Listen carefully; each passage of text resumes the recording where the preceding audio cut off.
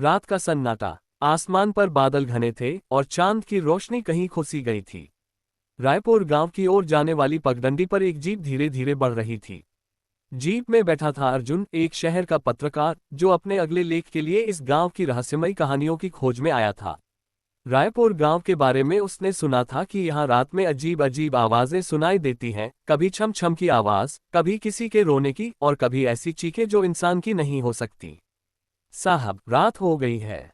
इस गांव में रात को नहीं जाना चाहिए, ड्राइवर ने डरते हुए कहा। उसकी आंखें सड़क पर कम और आसपास के जंगल पर ज्यादा थीं। क्यों, क्या बात है? अर्जुन ने हल्के से मुस्कुराते हुए पूछा। ये ठीक नहीं है। लोग कहते हैं कि यहाँ की जमीन के नीचे कुछ है, कुछ ऐसा जो रात में जागता है। ड्राइवर की आवाज में डर साफ झलक रहा था। अर्जुन ने उसकी बात को मजाक में उड़ा दिया। वह एक तर्कशील इंसान था जो भूत प्रेत की कहानियों पर विश्वास नहीं करता था। लेकिन जैसे ही जीप गांव की सीमा में दाखिल हुई, उसे एक अजीब सी बेचैनी महसूस हुई। हवा में ठंडक थी, लेकिन ये ठंडक सामान्य नहीं थी। यह ऐसी थी जैसे कोई उसकी पीठ पर सांस ले रहा हो। गांव में पहुंचते ही अर्जुन को एक पुराना सराय मिला जहां वह रात गुजारने वाला था। सराय की मालकिन, एक बूढ़ी औरत जिसका नाम कमला था, ने उसे एक कमरा दिया। कमला की आंखें गहरी और रहस्यमयी थीं, जैसे वह कुछ छिपा रही हो। यहाँ रात को बाहर मत निकलना बेटा, कमला ने चेतावनी दी। गांव की चमड़ी के नीचे कुछ है जो सोता नहीं। चमड़ी के नीचे? अर्जुन ने हंसते हुए पूछा। ये क्या बात हुई? कमला ने जवाब नहीं दिया। उसने बस एक ठंडी नजर अर्जुन पर डाली और चली गई। रात के 11 बजे थे।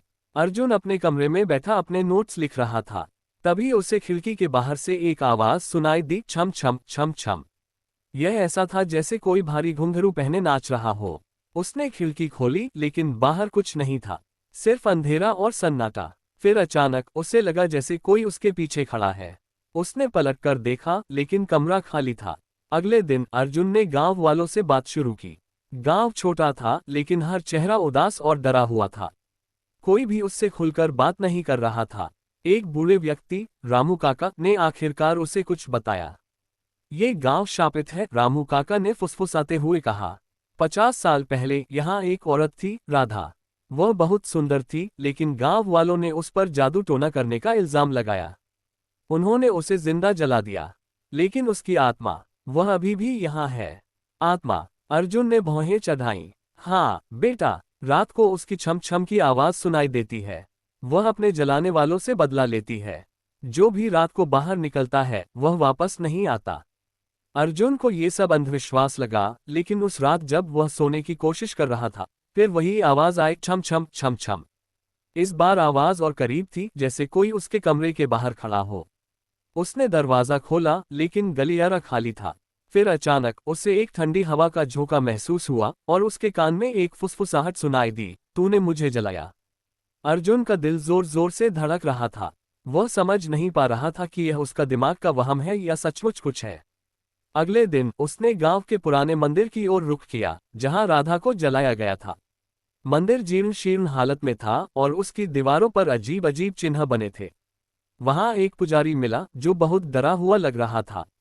यह मंदिर राधा का था, पुजारी ने बताया। वह यहाँ पूजा करती थी, लेकिन गांव वालों ने उसे चुड़ैल समझा। जब उसे जलाया गया, उसने शाप दिया कि यह गांव कभी चैन से नहीं रहेगा। उसकी आत्मा इस जमीन के नीचे बसी है। वह हर रात जागती है। अर्जुन ने मंदिर के पास की जमीन खोदने का फैसला किया। उसे यकीन था कि यह सब सिर्फ कहानियां हैं और शायद कोई वैज्ञानिक कारण होगा।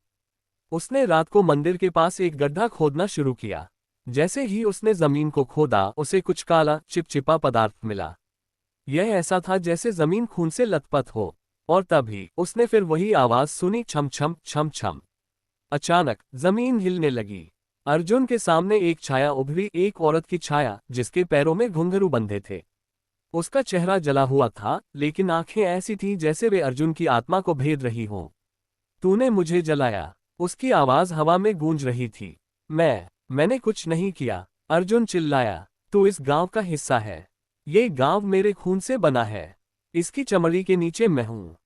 अर्जुन भागने की कोशिश करने लगा, लेकिन उसके पैर जैसे जमीन में धंस गए। उसने देखा कि गांव के लोग धीरे धीरे उसके चारों ओर इकट्ठा हो रहे थे। उनकी आंखें खाली थीं, जैसे वे जिंदा न हों। कमला, रामू काका, पुजारी सब वहां थे, लेकिन उनके चेहरे अब इंसानी नहीं लग रहे थे।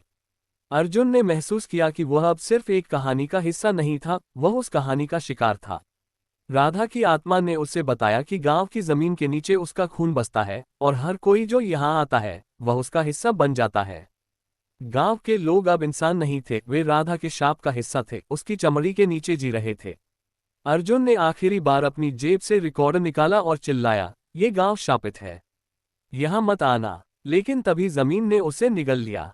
सुबह जब उसकी जीप गांव के बाहर मिली तो वह खाली थी।